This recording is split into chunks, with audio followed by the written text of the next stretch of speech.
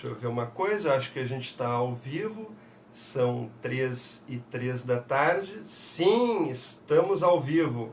Olá, boa tarde, bem-vindos ao Live Literatura, o seu encontro semanal com o universo literário. Hoje um horário excepcional, uma live praticamente no meio da tarde, as lives aqui geralmente são no turno da noite, mas também para receber um convidado muito especial.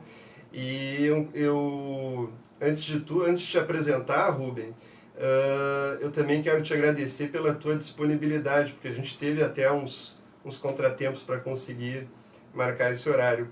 Rubem Pens, obrigado, sinta-se bem-vindo ao Live Literatura, bem-vindo às nossas modestas instalações.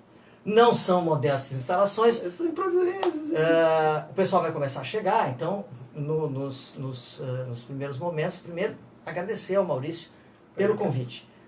É super bacana estar aqui, é um trabalho que a gente tem visto que está crescendo e é de muito valor.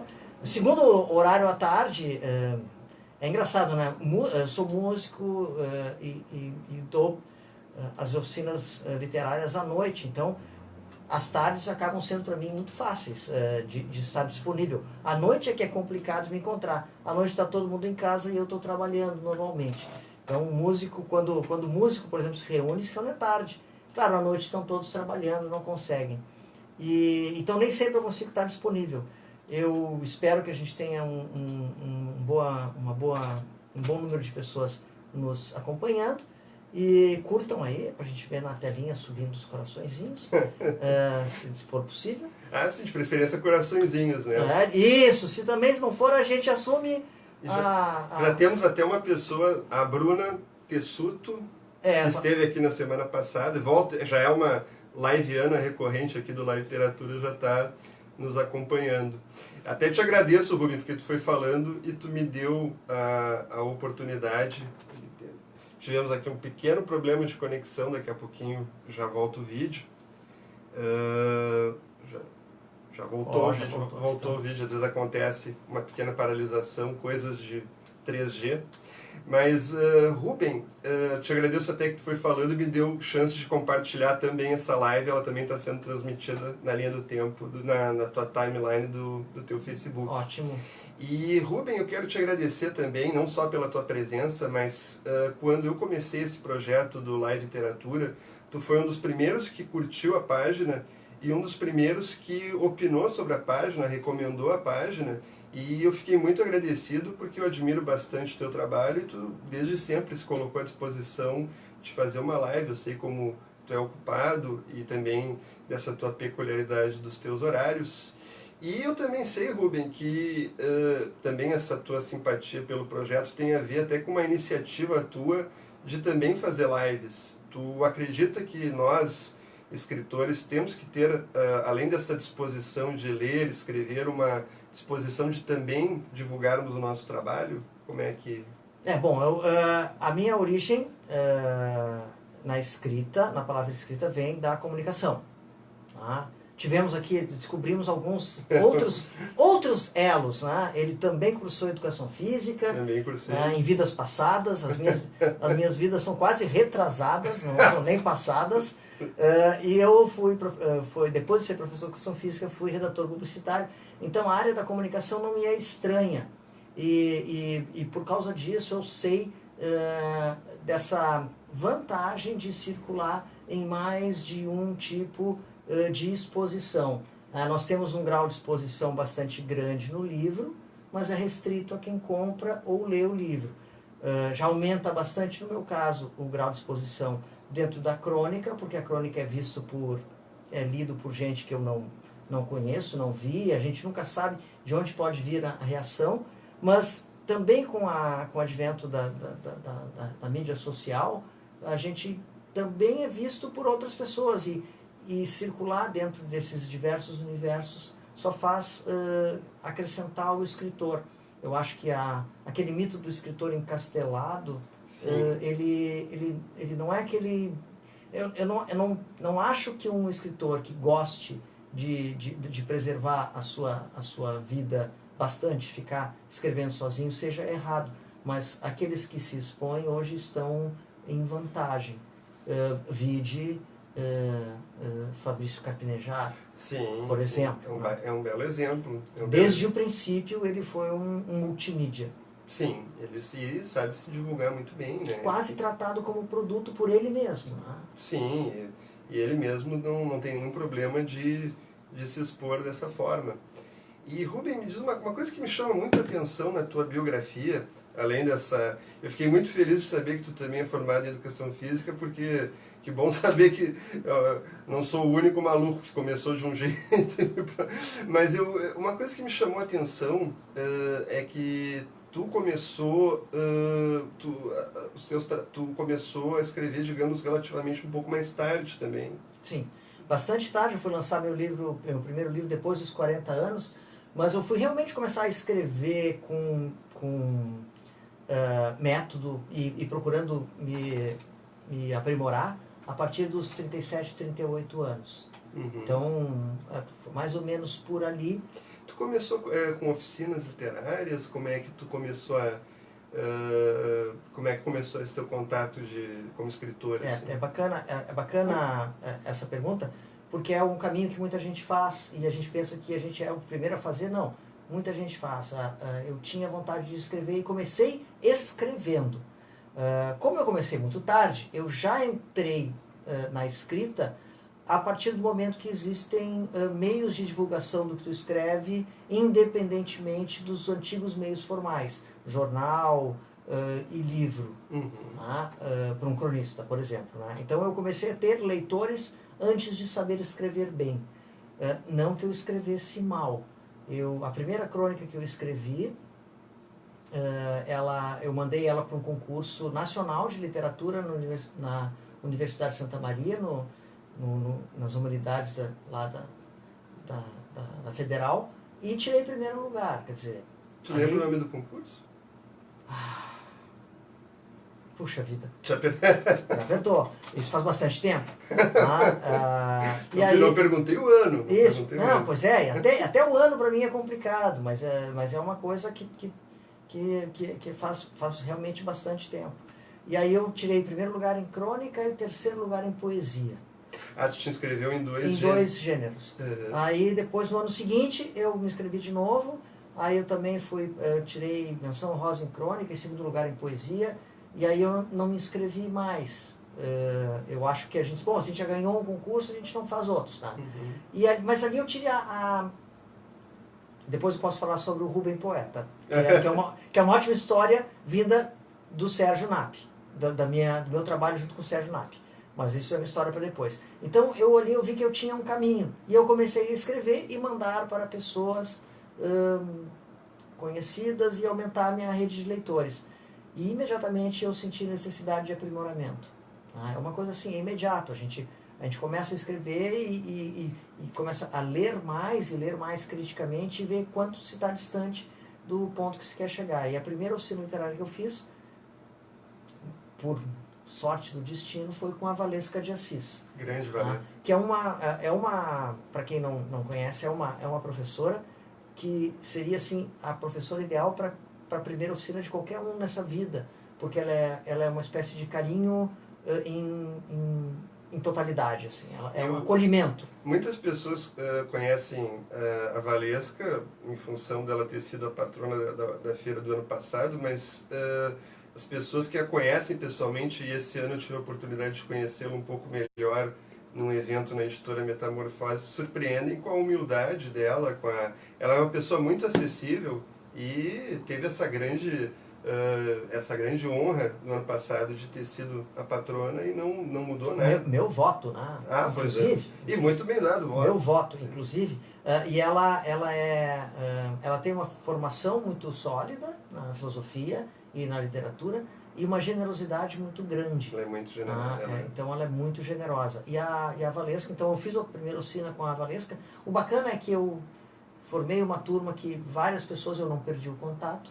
Desculpa, a oficina dela da PUC? Não, uma oficina que ela ministrou no Centro Cultural Érico Veríssimo, recém-aberto, recém tinha sido aberto aquela época, E era no horário que eu podia, porque eu trabalhava horário comercial, normal, como todo mundo.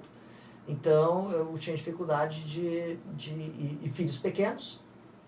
Então ela abriu uma oficina literária no sábado pela manhã. É um horário bom.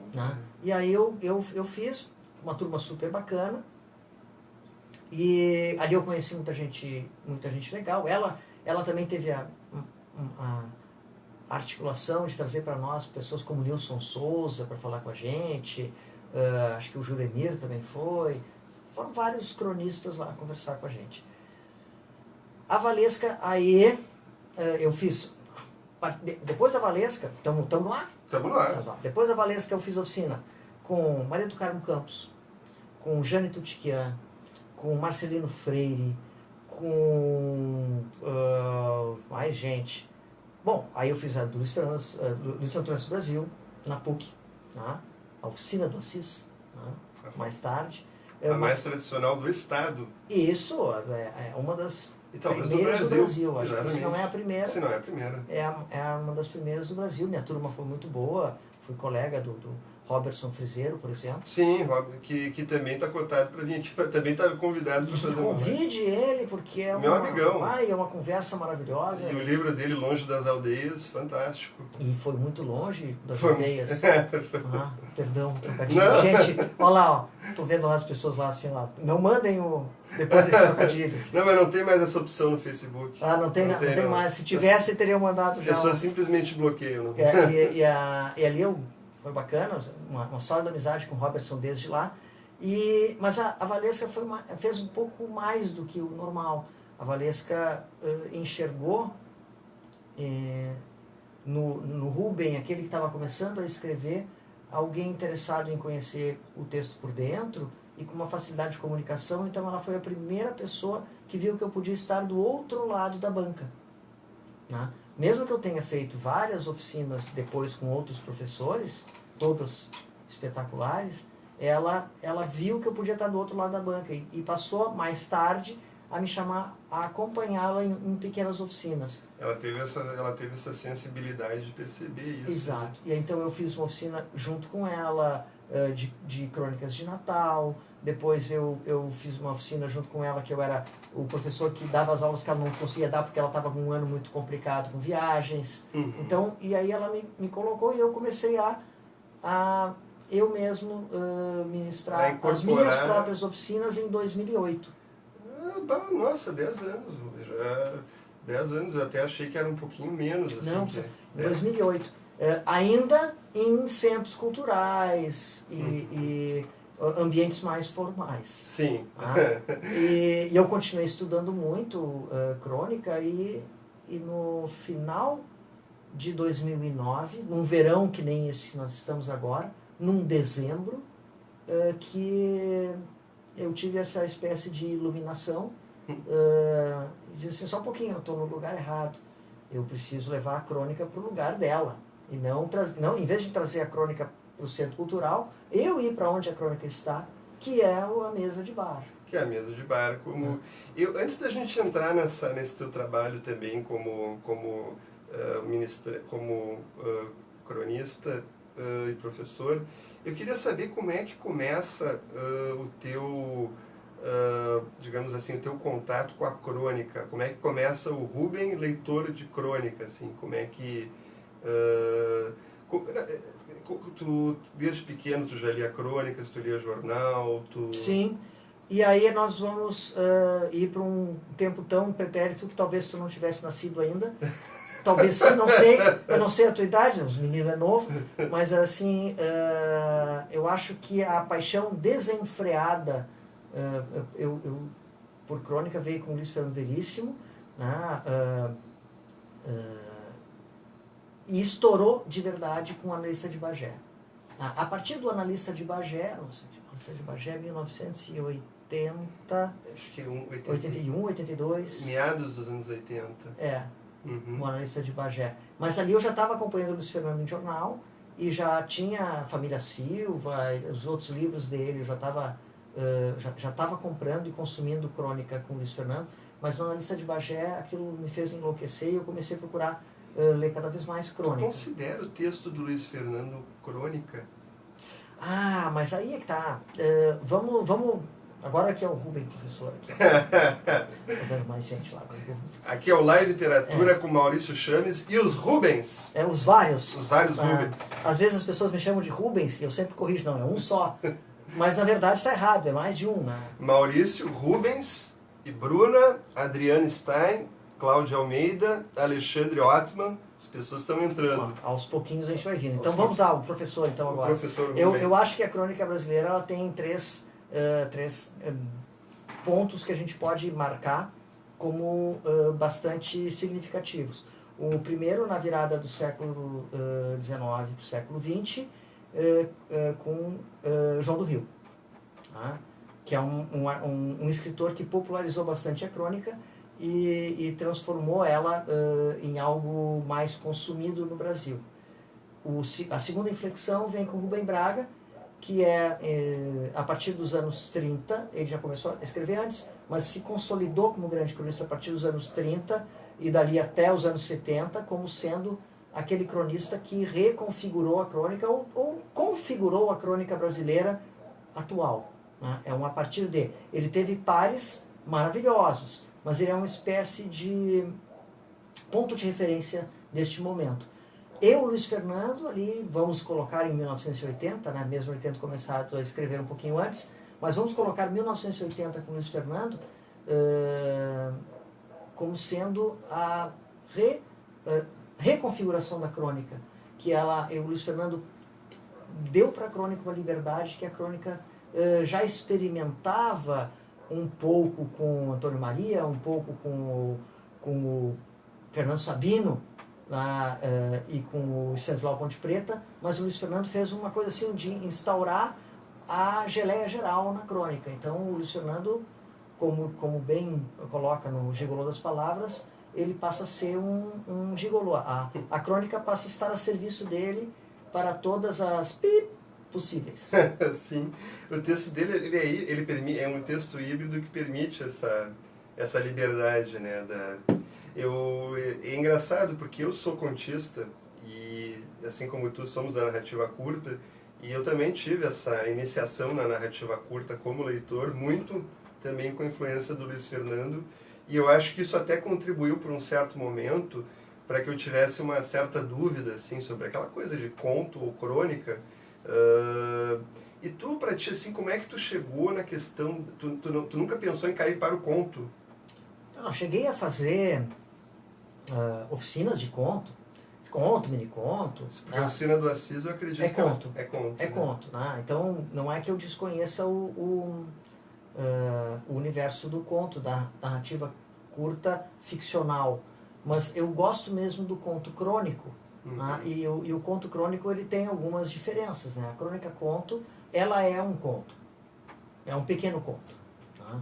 Mas ela também traz outras interferências. Primeiro, ela tem quase sempre um narrador comentarista, que também não é uma novidade, mas na crônica-conto ele acontece principalmente porque o leitor dificilmente separa o autor do narrador. Isso é uma coisa da crônica. Da crônica. Isso é uma coisa da crônica. A crônica, o leitor de crônica acha que quem está contando aquela história é o autor. É o autor, sim. Ele não faz a dissociação narrador-autor. Não, é só um. Estão colados, as duas figuras estão sobrepostas. É um relato. Estão sobrepostos, né? Narrador e autor. Então, isso já modifica muito a crônica-conto, por si só. E segundo, a crônica-conto tem Cronos como uma espécie de tema constante. Então, o conto na crônica, ele é uma espécie de retrato do cotidiano. Então, o cronista tem que fazer o quê? Ele precisa trazer o subtexto ou aquelas mensagens cifradas, mas dentro de uma lógica de um texto para ser lido em jornal. Então, obrigatoriamente, ele tem que oferecer uma história fácil, fluida, e que vai ter profundidade, ou mergulhos de profundidade, só para o leitor melhor, o leitor mais preparado. Este consegue fazer os mergulhos de profundidade que o bom cronista propõe. Mas ele não deixa de ser uma crônica, porque Cronos está mandando no negócio, é sempre uma crítica do cotidiano. eu brinco muito que a crônica conto, eu acho que ela começou a ser feita, né, sempre em épocas de censura, porque quando tu conta uma história, se a pessoa que se sente atingida reclama, ela mais ou menos admite que está sendo atingida. Vestiu a carapuça. Isso, veste a carapuça. Então, o cronista usava muito esse artifício para escapar de uma censura. Só um pouquinho, isso aqui é tudo ficção. Sim, não estamos falando... Não estou mascarava com a ficção. Isso.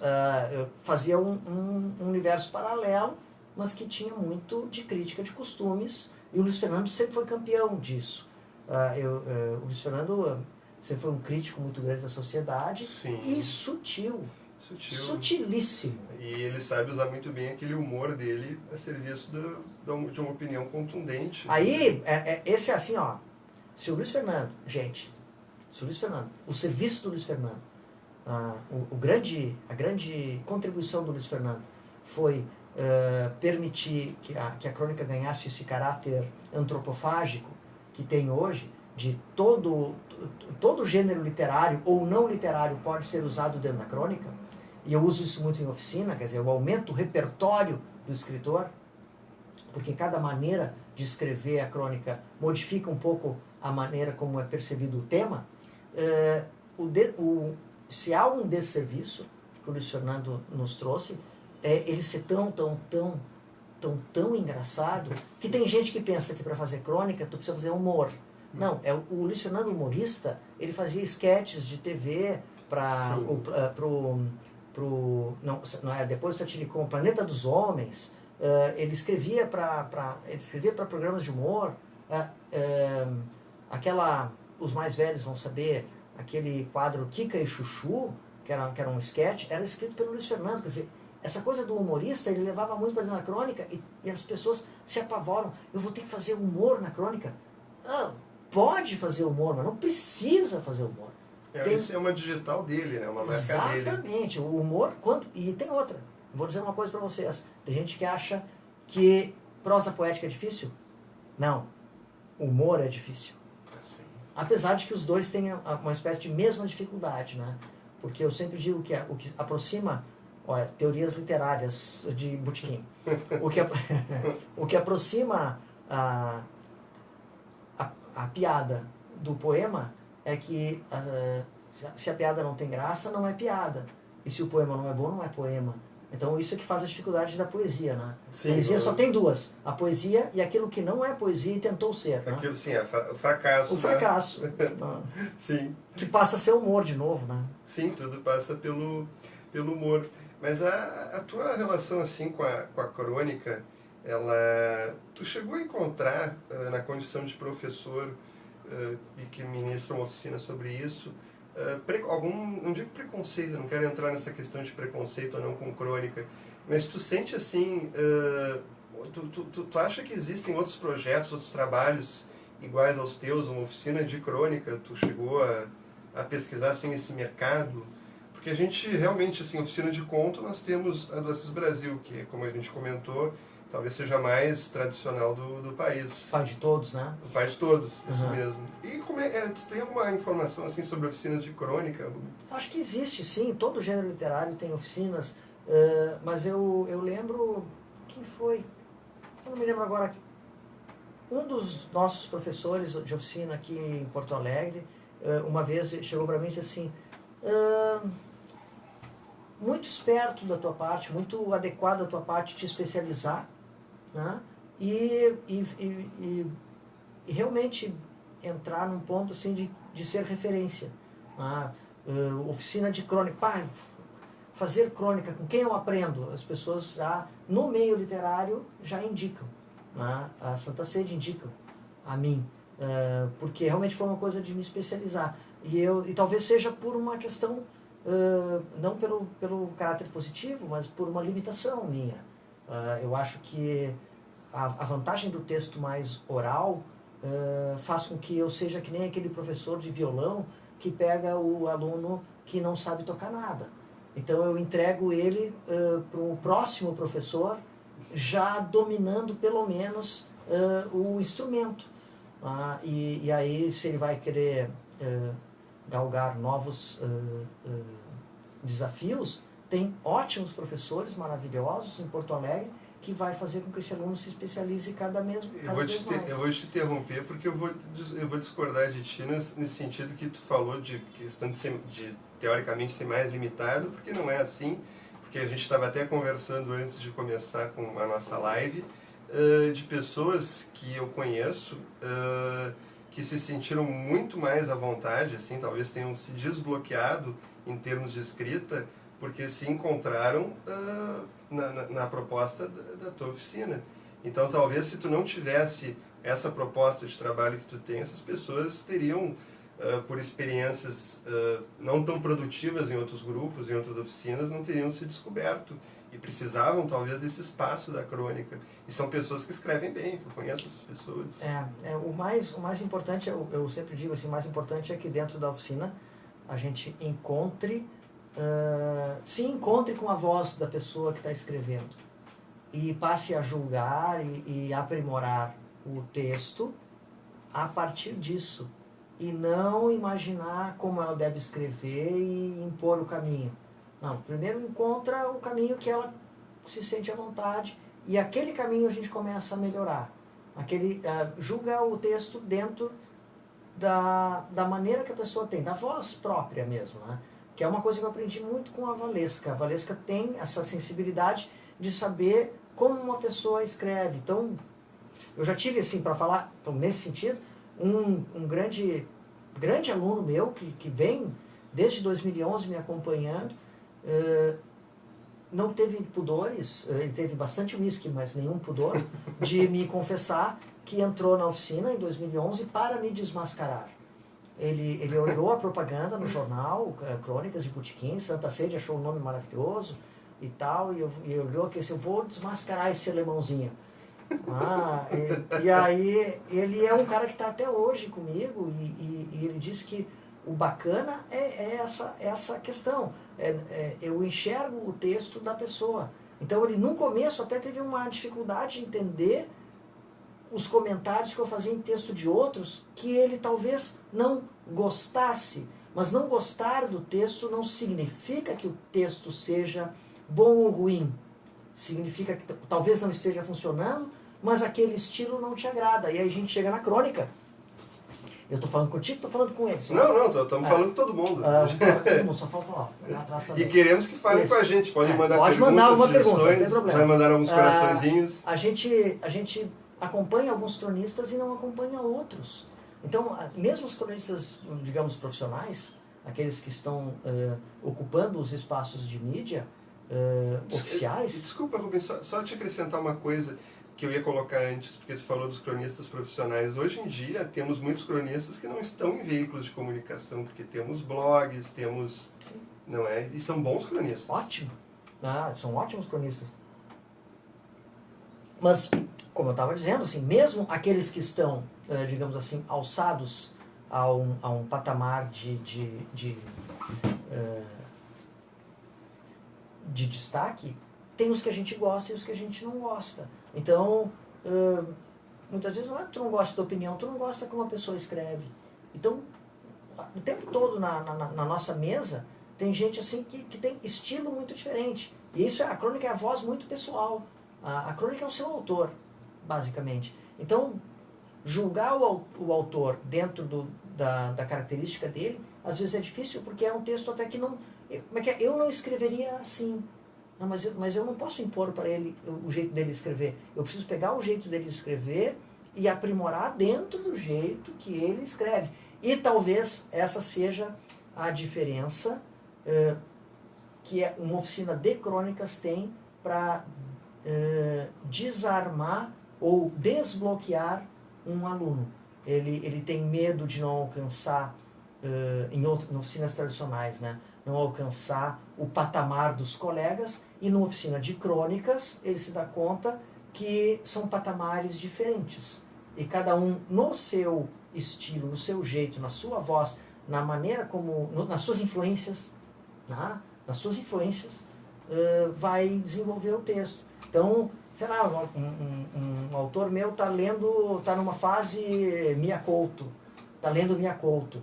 Então, quando eu vejo, já está inventando palavra na crônica. E eu não posso dizer para ele, não faz isso. Não, faça isso, desde que isso esteja funcionando. Né? Marca que tu inventou aquela palavra, pelo menos com um itálico. E vai, quer dizer, tecnicamente eu faço ele usar Mia Couto dentro da crônica. E agora pode ter gente morrendo lá do outro lado, assim, Mia Couto na crônica. Mas por que não? Mia Couto escreve artigos? Sim, sim. Não, mas é interessante isso de reconhecer a influência de outros autores no texto, na crônica, não é?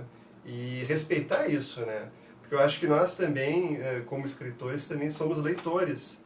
E às vezes a gente consome mais, temos fases também, né? É que nem música, às vezes tu tá mais pro Elis Regina, às vezes tu tá mais pra Maria Rita, às vezes tu tá mais pro Restart, não tô brincando. Mas, enfim, às vezes a gente tem fases, né? Claro, a gente pode estar em uma fase mais feliz, uma fase mais... E aí até, é engraçado, né? Dentro do meu trabalho com a Santa Sede, eu na minha vida toda estive em fases, né? Eu fui conhecendo mais e mais cronistas, então eu chego a ver assim, em algum momento eu estou meio Paulo Mendes Campos, em alguns momentos eu estou meio Veríssimo, em alguns momentos eu estou meio Sabino, em alguns momentos eu estou meio Drummond, ou meio Vinícius, que eu fui lendo e fui me contaminando também das diversas linguagens, meio Scliar, e aí a gente vai se adaptando. Desde 2014, quando a Santa Sede faz o trabalho de homenagear um grande escritor, eu mesmo, dentro daquele ano, acabo, ou mesmo um pouco antes, quando eu começo a preparar o material, eu, de um tempo para cá, tenho feito nas redes sociais muitos aforismos. Né? Até criei um bordãozinho, né? Aforistas, graças a Deus, e aí eu faço...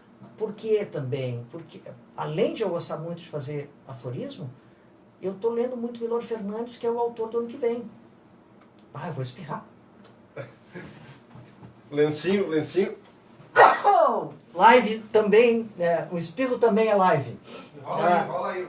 E aí, então, como o Milor vai entrar... Obrigado. Aí, como o Milor vai entrar no que vem... A gente faz live ao vivo e não usa dublê. E sem edição. E sem edição. Como eu tenho o Milor já preparando o Milor para o ano que vem... Tá ruim o ar para ti? Não, tá ótimo o ar para mim, não foi isso. Não foi isso? Não, foi uma pequena rinitezinha. Uma pequena rinite. Da natureza. Olha lá, eu tenho um delay que eu me vi espirrando, mas é um espetáculo. Fica à vontade, fica à vontade. E aí, isso ficou muito marcado, ficou muito marcado a partir de 2014. Vou contar então para alguns que talvez não conheçam, em 2014, vou começar a pegar livro aqui. Em 2014, lançamos este livro.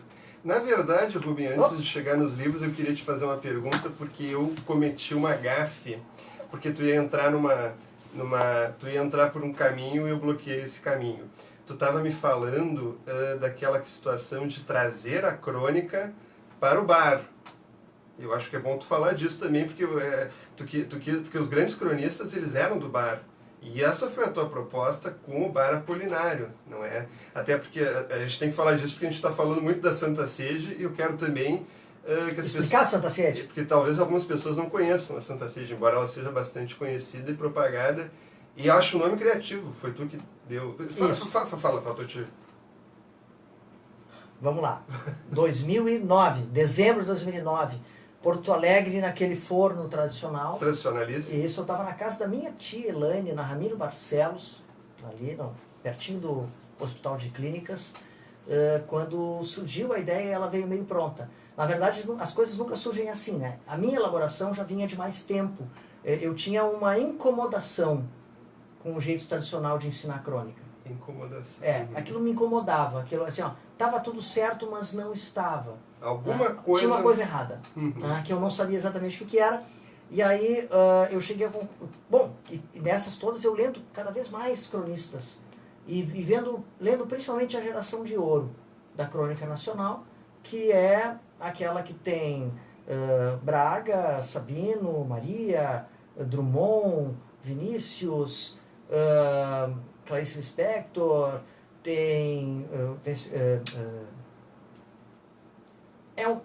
assim, ó, rapidamente a gente elenca 11, 10, 11, 12 grandes cronistas escrevendo ao mesmo tempo, nos jornais do Brasil, especialmente no eixo de São Paulo, mas em todo o Brasil. E eu notei que todos eles, quase totalidade, saíam da redação e iam para o bar. O trabalho continuava no bar praticamente? Na verdade, começava no bar. Eu acho que o trabalho começava no bar. A conversa de bar, ela acabava indo para o jornal. É na cidade que a crônica existe. A crônica existe ela não é para, ela é da cidade. É da rua, é do ambiente, é da vida. Então, levar a crônica de volta para o bar, levar para o bar, na verdade, não era levar ela para um lugar estranho, era levar ela de volta para casa. Para o seu lugar de origem. Exatamente, para o habitat natural. E eu fui falar com a Valesca. Olha só que legal, né? A minha mestre. Porque Valesca, eu vou fazer isso aqui, dei o nome para ela, Santa Sede, Crônicas de Botequim, e eu vou fazer a oficina num bar. Ela olhou para mim, queridona, olhou para mim e disse assim, não vai dar certo. Eu disse, por que não vai dar certo? Porque a luz não é boa. Eu disse, isso a gente ajeita. Mas tem barulho. Eu disse, mas depois que a gente está imerso no trabalho, o barulho a gente desliga. Mas tem garçom. Sim, mas o garçom vem e vai. Mas as pessoas vão beber, assim, aí começa É isso? É isso, porque assim, não é obrigatoriamente beber. Mas é assim, é aquela coisa da disposição. O beber pode ser, gente, pode ser até uma metáfora. A pessoa pode estar com uma água tônica, mas está num espírito de quem está bebendo com amigos. O espírito está estabelecido. Ela não precisa beber álcool necessariamente, mas beber com os amigos já restaura o espírito da coisa. E a gente teve um ganho muito grande com a Santa Sede. Primeiro, talvez por um pouco meu mérito, né? A gente não faz só uma turma de aula, a gente faz uma turma de amigos. Então, essa confiança que se estabelece, proximidade que se estabelece, faz com que a crítica seja melhor emitida e melhor recebida. Há um ganho de emissão e de recepção. Não sem acidentes. A primeira oficina deu um quebra-pau, deu um probleminha. Eu também estava me apropriando do processo. Era uma novidade para você. Era uma novidade. A gente começou no Matita Perê, nem foi no Apolinário, e o Matita Perê tinha uma mesa bastante estreita. A mesa do Matita não era mais larga que essa tua aqui, do teu escritório. Mais comprida, mas estreita. Então estava todo mundo muito pertinho, ao alcance de um tapa. Então aquela proximidade toda foi muito quente. Mas a turma de 2010 e 2011 foi maravilhosa. E a gente só mudou para o Apolinário em 2012, com um ganho muito grande de qualidade, porque a sala 5 do Apolinário era uma espécie de sala nossa. O bar entra, o barulho, o garçom, mas a gente está um pouco apartado no processo. Então, essa aposta foi uma aposta que deu muito certo. E as pessoas dizem, mas não dá para escrever no bar. A gente não escreve no bar, assim como os cronistas daquela época não escreviam no bar. No máximo, eles tomavam nota de alguma coisa, porque a crônica estava sendo realizada no debate. Então, hoje, os cronistas da Santa Sede escrevem em casa, ou no trabalho, enfim, onde conseguem escrever. O debate, a análise e os desafios criativos e as propostas são feitas no bar. Essa é aí que foi a... Mas o Apolinário, bom, já estão ali desde 2012. O primeiro foi no... Matita Perê. Desculpa, onde é que é esse bar? Matita Perê é na João Alfredo. Ainda existe esse bar? Existe. E até ficou maior. Mas uma coisa também interessante é que vocês escolheram bem, vocês não, por exemplo, não é o bar do fim de semana, vocês fazem numa segunda, numa sexta. Isso aí foi uma estratégia que eu utilizei para não ser para ser bem recebido nos bares. Por quê? Porque eu não estou tirando a mesa dele. Na verdade, eu estou levando gente no dia que não é exatamente o dia forte. Tá? Então, isso aí foi...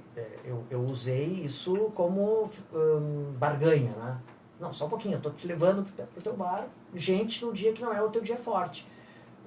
Isso é importante. E o bar também, no dia muito forte, ia ser excessivamente barulhento. Aí ia passar um pouco da medida.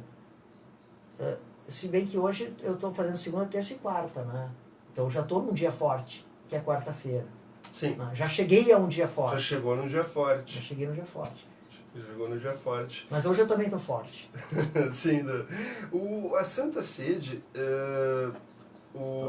tem gente conversando. Tem gente conversando. A Adriana Stein... Querido professor Rubem Pens, ótimo incentivador aos novos escritores. A mesma Adriana diz, Maurício, sempre ótimas lives. Obrigado, convidado mega especial. Obrigado, Adriana, foi a primeira pessoa que fez uma live aqui coletiva comigo. Rubem, uma pergunta importante. Recentemente eu tive a oportunidade de ser entrevistado por uns alunos de jornalismo da PUC e muito em função do Live Literatura, e agradeço a oportunidade. Eles me fizeram uma pergunta cruel, assim, sobre o meu livro Relatos e Delírios, que é um livro de contos, se havia um conto favorito. Aquela coisa, tem que escolher um filho. Eu não titubeei assim, titubeei um pouco, mas respondi. Tu tem algum filho favorito? Das tuas crônicas? Foi uma boa pergunta. Assim, coisa boa ser entrevistado por alguém que faz boas perguntas, né? Aí agora vai entrar a outra face do Rubem, que é a face músico. Eu sei que a maioria das pessoas que estão aparecendo aqui são conhecidos nossos, mas se alguém mais tarde ver essa live e não me conhecer, eu também sou baterista, mesmo que não pareça. E até o chapéu, sim, que as pessoas, que já se tornou uma espécie de marca de estrada, começou por causa da música e não por causa da literatura. É mais um ponto em comum que nós temos, porque nós somos formados em educação física. Tu trabalhou com publicidade depois que terminou a faculdade. Eu cheguei a fazer publicidade, um semestre de publicidade na SPM, e assim como tu, eu também tive um contato com a música. Eu tive uma banda, então, que não deu certo porque eu era vocalista. Pois isso é É uma piada, é só para quebrar o... Mas isso acontece. Então eu vou falar da música, né? No tempo dos LPs, no tempo que a indústria fonográfica trabalhava com álbuns, quando terminava o álbum, por consenso, mas muito também por trabalho de produtor musical, era escolhido as músicas de trabalho, chamava-se. Música de trabalho, o que é? É aquela música que tu vai mandar para as rádios primeiro para puxar a venda do disco.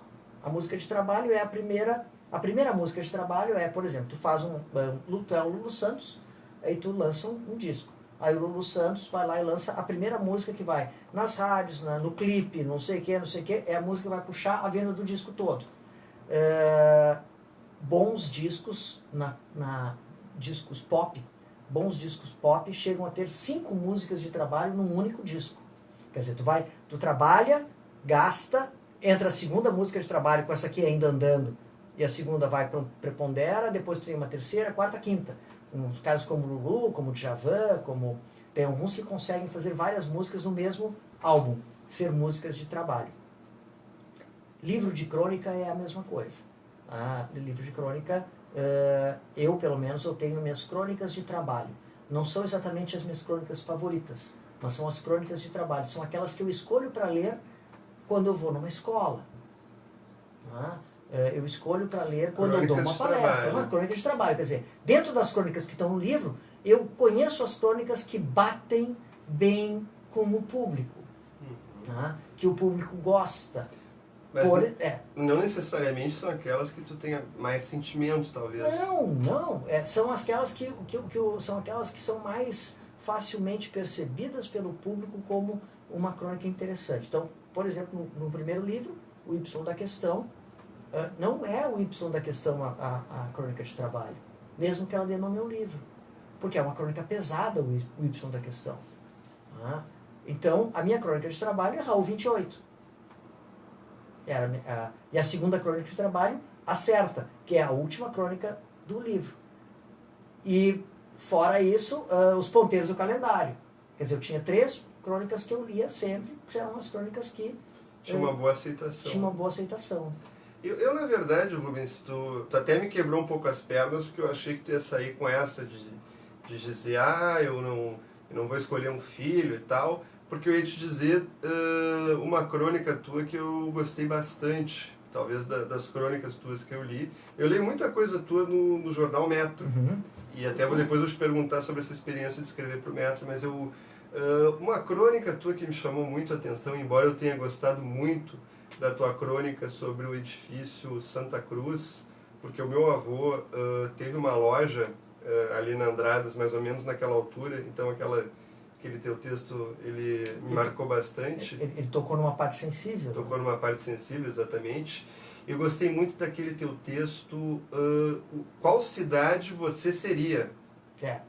Ele chegou para mim a mexer numa coisa, causar uma certa reflexão, porque tu começa falando sobre, eu não vou dar um spoiler sobre a crônica, mas tu começa falando sobre o seriado da Casa de Papel, que eu nunca vi, eu não sou muito dos seriados, mas tu vai se aprofundando, e eu gostei muito, assim, tu mostra até uma certa incerteza sobre qual cidade tu seria, mas eu gostei muito da tua descrição sobre Montevidéu, mas foi mais essa reflexão, assim, que...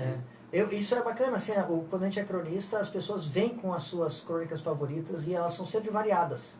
E uma experiência linda que eu tive agora, no verão passado, foi uma aluna que veio com uma crônica recortada do jornal, na pasta, para me mostrar, que é uma das crônicas que eu gosto muito, apesar de ser pesadíssima, que é Algemas de Falópio, que também é do Metro, que é uma crônica que fala daquele caso do nenê que foi atirado no lixo, sim.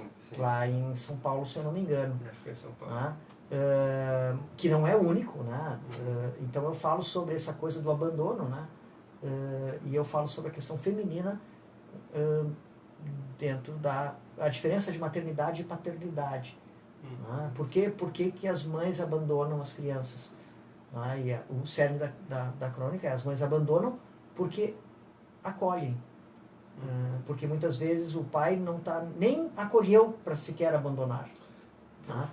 É uma realidade, exatamente, é uma constatação biológica. Tu acolhe a criança. Então, se alguém vai abandonar, é a mãe. Que acolheu primeiro. Porque antes acolheu. Então, só abandona o filho a mãe, quem acolhe. E o pai, muitas vezes, nessas crianças com esse destino, sequer acolheram a criança. Então, por isso que naquele caso, e em muitos outros, ninguém cita o pai. Porque o pai é praticamente um espermatozoide nessa história toda. O pai não acolheu. Então a criança já era previamente abandonada pelo pai, porque, quer dizer, não foi acolhida pelo pai. Então nem foi abandonada pelo pai. Bom, mas enfim. Mas claro, a gente tem alguns filhos preferidos. E eu não tenho vergonha de dizer isso. Uma das crônicas minhas preferidas, que eu gosto muito, que me deu trabalho danado escrever, chama O Cravo e a Rosa, que está no segundo livro, está no Enquanto Tempo, que também é uma das crônicas favoritas, Enquanto Tempo, que é uma crônica que fala sobre crônica, né? Que dá nome... Ela tem essa metalinguagem, é uma crônica que fala de crônica. Isso, Enquanto Tempo é uma crônica que fala de crônica, né? Que é um dos meus conceitos de crônica que eu uso em aula, né? A crônica é um texto enquanto tempo, ou o tempo enquanto texto. Né? Uma volta de ponteiros na página, sempre igual e sempre diferente, porque a cada volta é outro tempo, né? Então é sempre igual, 60 segundos é sempre igual, uma crônica é sempre igual, mas é sempre diferente, porque não é mais aquele minuto anterior, é o próximo minuto. Então essa questão do tempo na crônica é muito bem abordada nesse texto, mas naquele livro, a crônica de serviço, a crônica de trabalho, é O Cravo e a Rosa, que é uma versão shakespeariana da música O Cravo Brigou com a Rosa, com a cantiga que eu faço uma espécie de abertura de tempo, exatamente por que o cravo brigou com a rosa. Então eu conto uma história, que é uma crônica-conto, por assim dizer. Né? Sim, ela mistura... Ela mistura a crônica... ela mistura uma crônica resenha, né? que ela pega uma outra obra que não é a crônica para falar, mas ela mistura um pouco de crônica, um pouco de prosa, um pouco de conto, um pouco de prosa poética e um pouco de humor. Tudo numa volta só e sai uma crônica. E eu gostei muito de ter escrito essa crônica. Ela está em que livro? Está no Em Quanto Tempo. Tem esse livro aqui. Ah, não tem esse livro aqui. Não. Eu só trouxe os livros da oficina. Esses são os livros que Todos eles aqui são do âmbito de oficina. São do âmbito de oficina. O que eu ia te perguntar, a sua experiência de estar escrevendo para o jornal Metro, porque tu escreve com uma frequência, uma grande frequência para o jornal e também acredito uma certa novidade para ti ter uma coluna. São 6 anos e meio já, né? Sim, não, eu digo, mas apesar de já serem 6 anos e meio, talvez não fosse uma coisa que tu esperava chegar nesse ponto quando tu começou a oficina. Sem dúvida. O Metro é uma experiência muito interessante, até porque o Metro tem um maior desafio literário que alguém possa ter, porque o leitor do Metro é um leitor muito fugidio. Normalmente os jornais têm... uma ligação de São Paulo de um número